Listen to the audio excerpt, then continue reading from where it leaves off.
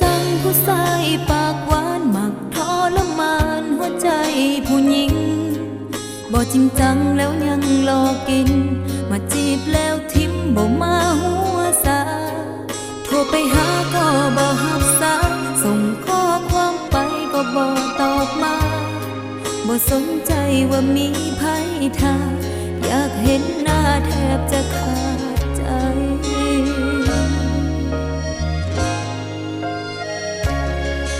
เห็นหน้าจึงอ้อนว่าแฟนได้ควงแขนในบางเวลาตั้งคำถามในใจเลยมาว่าเฮาเป็นแฟนกันแบบใดเห็นหน้าจึงอ้อนว่าแฟ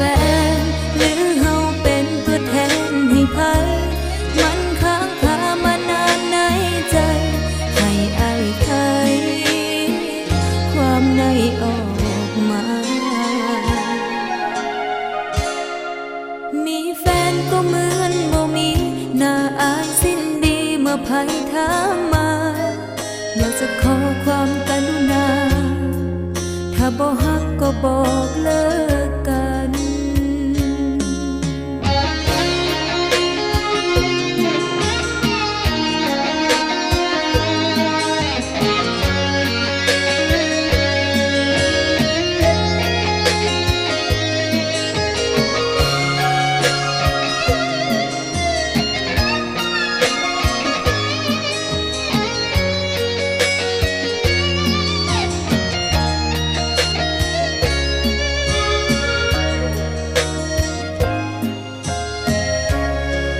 เห็นหน้าจึงอ้อนว่าแฟ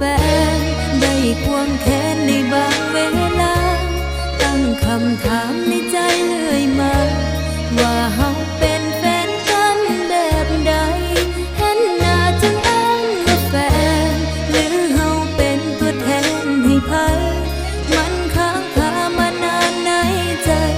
ให้อายไขความในออกมามีแฟนก็เหมือนบ่มีน่าอายสิ้นดีเมื่อภัยถามมาอยากจะขอความกรุณาถ้าบ่ฮักก็บอกเลิก